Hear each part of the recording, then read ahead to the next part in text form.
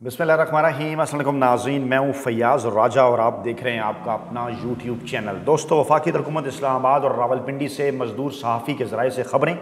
मालूमात और उन पर फिर हमारा तज्ज़िया और तबसरा। आज की सबसे बड़ी और लेटेस्ट डेवलपमेंट जनाब, इस वक्त निज़ाम का बाप बाकायदा तौर पर अडयाला जेल से धाड़ रहा है और आज छुट्टी के दिन भी सबसे बड़ी खबर, जबकि मेन स्ट्रीम मीडिया सैलाब के मुतल्लिक बात कर रहा है, सैलाब से मुतल्लिक फुटेज स्टोरीज चलाई जा रही हैं। मरियम नवाज साहबा का टिक टाक इस वक्त रवायती मीडिया के ज़रिए आवाम तक पहुँचाया जा रहा है, लेकिन सोशल मीडिया के ऊपर आज भी इस वक्त भी सबसे बड़ी खबर सिर्फ और सिर्फ एक, वो है इमरान खान। और आज आगाज़ हुआ है बाकायदा तौर पर ताकतवर हलकों की जानिब से पाकिस्तान तहरीक इंसाफ के अंदर धड़ेबंदी का, ताकि आगे चलकर मामलात इमरान खान साहब के अलावा दीगर पाकिस्तान तहरीक इंसाफ के लोगों के हवाले किए जाएं। लेकिन उससे पहले एक पैगाम बाकायदा तौर पर नून लीगी क़यादत तक पहुँचा दिया गया है कि आइंदा से इसके बाद अब सैलाब की सूरत हाल ख़त्म होने के फ़ौरन बाद जो कि ताकतवर हलकों की बैकिंग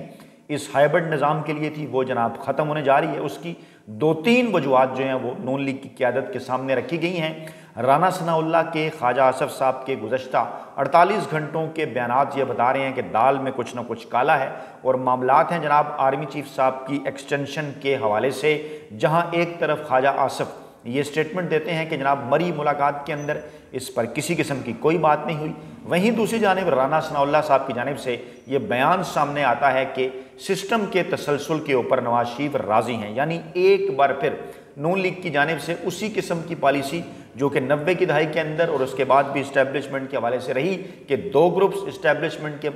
हवाले से मामलात देखें। एक ग्रुप की जानिब से उन्हें ग्रीन सिग्नल दिखाया जाए और दूसरा ग्रुप उन्हें रेड सिग्नल बताए, और ऐसी सूरत हाल के अंदर अगले किसी प्लान में मियाँ नवाज शरीफ साहब के लिए मुमकिन तौर पर कोई जगह हासिल की जाए। लेकिन चंद दिन पहले इमरान खान साहब से होने वाली 5 घंटों पर मुहित जो मुलाकातें थी, उन्होंने ये बात वाज़ेह कर दी है कि आज भी अगर इमरान खान साहब से मुलाकात होगी, चाहे वो 5 मिनट की हो या 5 घंटे की हो, पाकिस्तानी मीडिया हो, सोशल मीडिया हो, दीगर बड़े बड़े प्लेटफार्म्स हों, वहाँ सबसे बड़ी खबर और सबसे बड़ी डेवलपमेंट वही होगी। इस वक्त भी जो इत्तलात हैं वो ये बता रही हैं कि कप्तान तो हाफिज़, नवाज़ और जरदारी साहब तीनों का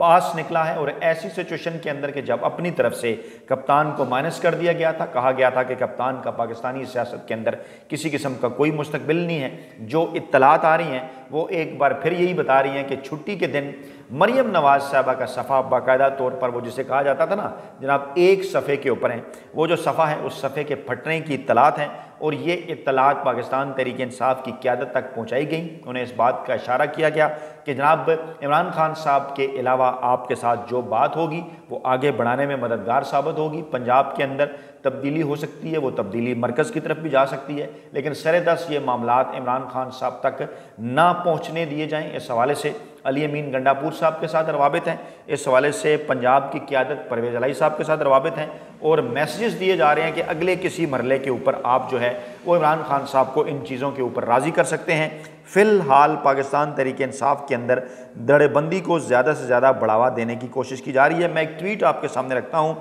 ये ट्वीट है जनाब अज़हर मशवानी साहब का। वो कहते हैं,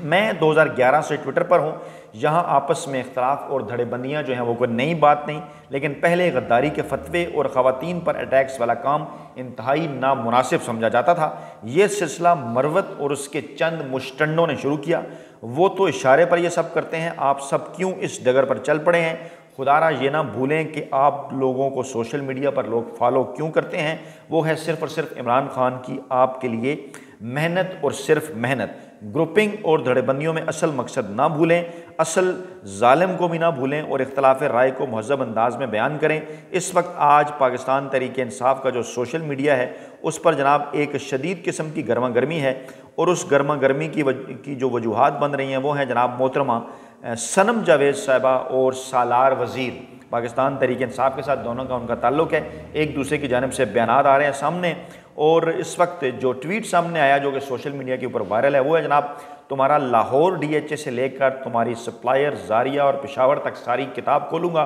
साबित करूँगा कि आप सियासी बसीरत नहीं बल्कि मैं वो लफ्ज़ अब कैसे इस्तेमाल करूँ, उन्होंने लिखा है कि आप बाजारी तवाइफ हैं, आप सनम जावेद हैं। सारी बकवास के जवाब दूंगा, मज़ीद औरत कार्ड नहीं चलेगा। इससे पहले सनम जावेद का भी उनके हवाले से बयान सामने आया। अब ये सब कुछ एक ऐसे वक्त में पाकिस्तान तहरीक इंसाफ के अंदर क्यों सामने आ रहा है? तारीख़ का अगर हम जायज़ा लें, खोल कर अगर देखें पाकिस्तान की पॉलिटिकल हिस्ट्री, तो जब पाकिस्तानी इस्टेब्लिशमेंट का जो है वो जुल्फ़कार अली भुट्टो साहब के साथ 70 की दहाई के अंदर आमना सामना हुआ, तरीक़ा वारदात हर मरतबा वही क्योंकि होता है, इस मरतबा भी वही है। उस वक्त क्योंकि सोशल मीडिया नहीं था तो चीज़ें इस तरह से खुलकर सामने नहीं आया करती थी, लेकिन अब सोशल मीडिया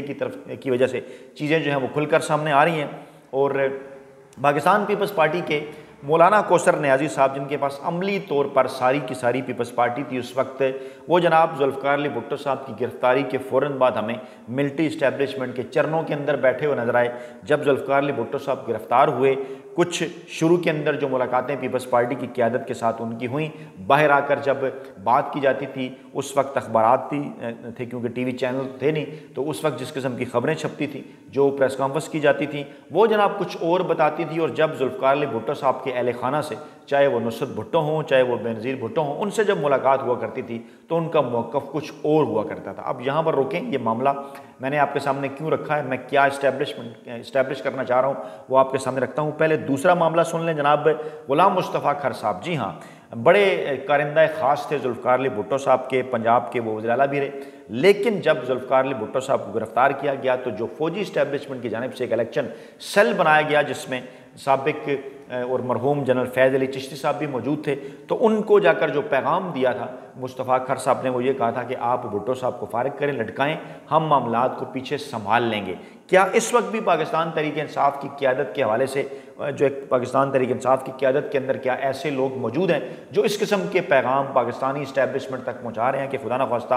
आप इमरान खान साहब को रास्ते से हटाएँ, उन्हें पाकिस्तानी सियासत से गायब करें, हम मामलात संभाल लेंगे? क्या पीपल्स पार्टी के किसी बंदे से मामलात संभले थे जो अब आकर संभलेंगे? नून लीग की एग्जाम्पल कुछ और है। नून लीग के साथ क्या हुआ था जब इस्टेब्लिशमेंट के साथ उनका आमना सामना हुआ? मियाँ साहब क्योंकि डील करके जद्दा चले गए थे, अवाम उनका साथ छोड़ गई थी, क्योंकि अब पाकिस्तानी अवाम को हमेशा डट कर खड़ा हो जाने वाला सियासतदान पसंद आता है। माजी में आप जुल्फ़कार अली भुट्टो साहब की मिसाल देख चुके हैं, आजकल आप ये मिसाल देख रहे हैं जनाब इमरान खान साहब की। तो मियाँ साहब के मामले में ये हुआ कि मियाँ साहब जब चले गए जद्दा और वहाँ पर उनकी पार्टी हो गई तितर बितर, काफ लीग बनी और काफ लीग ने नून लीग को कहीं पीछे छोड़ दिया। और फिर नून लीग के मुकाबले में काफ लीग ने जिस तरह दर्जनों नशिस्तें हासिल की, वो भी आपके सामने है। ऐसा पीपल्स पार्टी के दौर में उस वक्त 70 के बाद उनके खिलाफ मुमकिन ना हो सका, ऐसा पाकिस्तान तहरीक इंसाफ के खिलाफ मुमकिन ना हो सका। इसकी वजूहत ये हैं कि उस वक्त जुल्फ़कार अली भुट्टो साहब इस्टेब्लिशमेंट के सामने डट गए थे, किसी किस्म की डील करने के लिए तैयार नहीं थे। और आज इमरान खान साहब बिल्कुल उसी तरह से डट चुके हैं और किसी किस्म की डील करने के लिए तैयार नहीं है। तो फिर इस किस्म की ऐसी लड़ाइयाँ जिनकी बज़ाहिर कुछ ज़्यादा से ज़्यादा उम्र सोशल मीडिया के ऊपर कोई 12 घंटे भी नहीं होती, बहुत ज़्यादा हो जाए तो 24 घंटे भी नहीं होती, इस वक्त पाकिस्तान का सारा मेन स्ट्रीम मीडिया, पाकिस्तान के बड़े एंकर, वेले करम नगार, मुलाजम साफ़ी, इन तमाम तर चीज़ों को बढ़ा चढ़ाकर अपनी तरफ से पेश कर रहे हैं कि ये देखिए जनाब पाकिस्तान तहरीक इंसाफ में जो है वो सालार और सनम जावेद आमने सामने हो गए, ये जनाब देखिए अज़हर मशवानी साहब का ट्वीट आ गया, ये जनाब देखिए सोशल मीडिया के ऊपर क्या हो रहा है। ये सब कुछ आयवाश है। जब भी नाम आएगा इमरान खान साहब का, जब भी नाम आएगा इस बात का कि आपने इलेक्शन के अंदर वोट किसके कहने पर किसी और क्यों कर देना है, उस वक्त लोग सिर्फ इमरान खान साहब की बात सुनेंगे। उस वक्त लोग ना सिर्फ सनम जावेद की तरफ जाएंगे, ना सिर्फ सालार साहब की तरफ जाएंगे, ना किसी और तरफ जाएंगे। आज की बड़ी मिसाल इसके लिए काफ़ी है। पिछली वीडियो में जो मैंने आपके सामने रखा कि किस तरह से एक ही हल्ले में गिलगित बल्तिस्तान के अंदर वज़ीर आला समेत 12 अरकान को पाकिस्तान तहरीक इंसाफ ने, इमरान खान साहब ने यकमुश्त उड़ा दिया। और ऐसा दलेराना फैसला सिर्फ और सिर्फ इमरान खान साहब ही से एक्सपेक्ट किया जा रहा था। और इस वक्त क्योंकि पाकिस्तान के मेन स्ट्रीम मीडिया के पास उस एजेंडे के तहत जो एजेंडा उन्हें ताकतवर हलकों की जानिब से दिया गया है, उसके तहत उनके पास चलाने के लिए कुछ नहीं है, इसलिए आपके सामने मेन स्ट्रीम मीडिया पर, दीगर जगह पर वो सिर्फ और सिर्फ एक बात कर रहे हैं कि जनाब पाकिस्तान तहरीक इंसाफ के अंदर इख्तलाफात हो गए। मैंने कंपैरेटिव एनालिसिस आपके सामने रखा, ड्रॉ किया। हालांकि आज की इस वक्त की जो सबसे बड़ी खबर है जिसके ऊपर बड़े एंकरों को, वेले कारमनगारों को, मुलाजम साफ़ियों को काम करना चाहिए, वो खबर ये है कि जहां एक तरफ PTI क़यादत के साथ ताकतवर हल्के रब्ता कर रहे हैं और इस वक्त भी उन्हें माइनस इमरान खान के अलावा मामलात को आगे बढ़ाने की इत्तलात पहुँचा रहे हैं। वो एक मैसेज और भी दे रहे हैं और वो मैसेज ये है कि सर-ए-दस्त इस वक्त आज की तारीख में बाकायदा तौर पर हाफिज़ साहब और मियाँ नवाज शरीफ साहब के दरमियान बाकायदा तौर पर ठन चुकी है। पाकिस्तानी इस्टेब्लिशमेंट और नून लीग इस वक्त नए आर्मी चीफ साहब की तैनाती के हवाले से बाकायदा तौर पर आमने सामने हैं। आपने सिर्फ क्या करना है, चंद डाट कनेक्ट्स करने हैं, जो कि गुज़श्ता एक हफ्ते की वीडियोज़ में मुसलसल मैं आपके सामने रख रहा हूँ। होता क्या है, 24 घंटों के सिर्फ वक्त के अंदर, 26 घंटों के वक्त, 36 घंटों के वक्त के अंदर, 48 घंटों के वक्त के अंदर मुसलसल इमरान खान साहब से बार बार रवाबित इस्तवार करने की कोशिश की जाती है, चाहे वो पाकिस्तान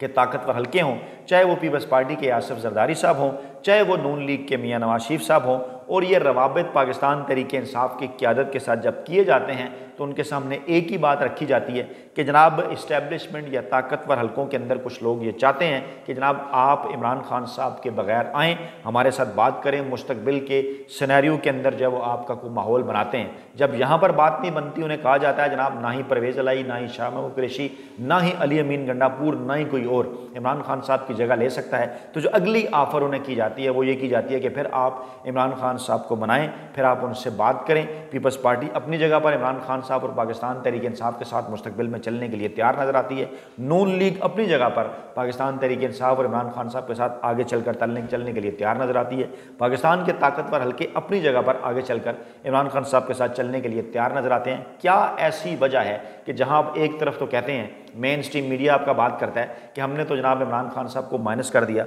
वहाँ क्या ऐसी बात है कि मेन स्ट्रीम मीडिया के पास इस वक्त इमरान खान साहब के अलावा कोई खबर चलाने को नहीं, इस वक्त उनके पास इमरान खान साहब के अलावा कोई ऐसी सियासी शख्सियत मौजूद नहीं कि जिसके हवाले से वो लिख कर अपने कालम बेच सकें, जिसके हवाले से वो प्रोग्राम करके जनाब अली अपने प्रोग्राम की रेटिंग बढ़ा सकें। हर किसी को इस वक्त ज़रूरत है तो सिर्फ और सिर्फ पाकिस्तान तहरीक इंसाफ और इमरान खान साहब की कि वो इस वक्त क्या सोच रहे हैं और कैदी नंबर 804 इस वक्त क्या सोच रहा है। गुज़श्ता 24 घंटों में इमरान खान साहब का जो सामने आने वाला बयान है उनके ट्विटर अकाउंट के ज़रिए, वो ये बताने के लिए काफ़ी है कि इमरान खान साहब इस वक्त अपनी आखिरी चाल चलने को हैं। और इस वक्त इमरान खान साहब ये पाकिस्तानी अवाम के ऊपर वाज़ेह कर चुके हैं कि जनाब किसी किस्म की कोई डील नहीं, किसी किस्म का कोई NRO नहीं, चाहे अली अमीन गंडापुर साहब खुलकर आ जाएं, चाहे शाह महमूद कुरैशी साहब खुलकर आ जाएं, चाहे बैरिस्टर गौहर साहब खुलकर आ जाएं, चाहे कोई और खुलकर आ जाए। इस वक्त इमरान खान साहब के साथ क्योंकि पाकिस्तान की 90% आवाम खड़ी है,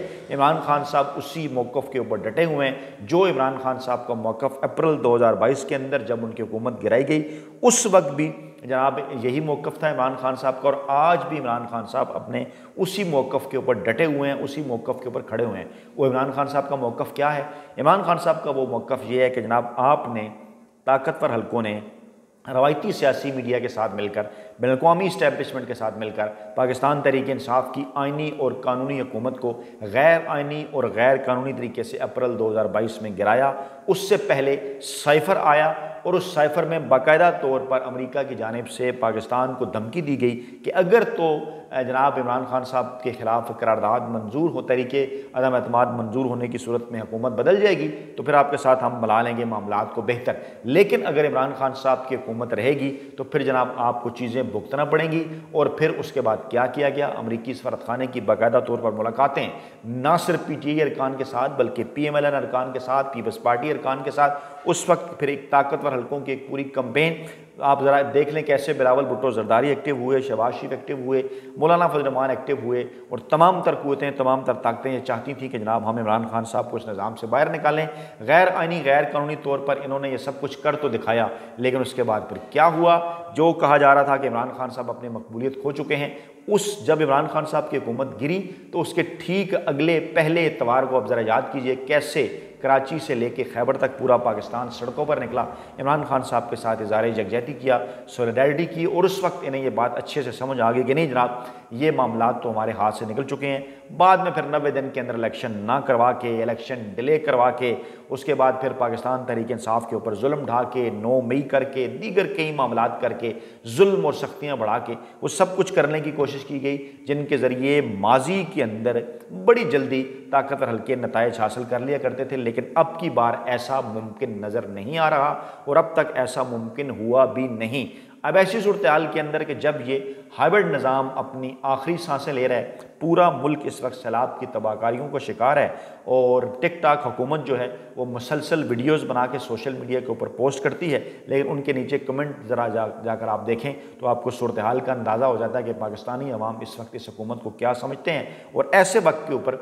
जब छुट्टी का दिन भी हो, जब मेन स्ट्रीम मीडिया के पास कुछ चलाने का ना हो, तो सबसे बड़ी खबर फिर इमरान खान साहब ही की बन जाया करती है, जो कि इस वक्त जेल के अंदर बैठकर तमाम तर निज़ाम जो कि अपनी तरफ से उसे मानस कर चुका था, वो कहा यह जा रहा है कि इमरान खान साहब ने मौजूदा सूरत हाल के अंदर वो जो होता है ना कि निज़ाम के ख़िलाफ़ आखिरी कहा, वो जनाब उन्होंने कर दिया है बुलंद। और पाकिस्तान के ताकतवर हल्के हों, नून लीग हो, पीपल्स पार्टी हो, इस वक्त सिर्फ और सिर्फ उनके साथ बात करने के लिए बेचैन है। पाकिस्तान का सियासी निज़ाम एक जगह पर आके अटक चुका है और इस निज़ाम को अब आगे सिर्फ एक शख्स लेकर जा सकता है, जिसका नाम है इमरान खान। अपना बहुत ख्याल रखिएगा, दुआ में याद रखिएगा। नई वीडियो के साथ जल्द हाजिर होंगे। अल्लाह ने के बाद।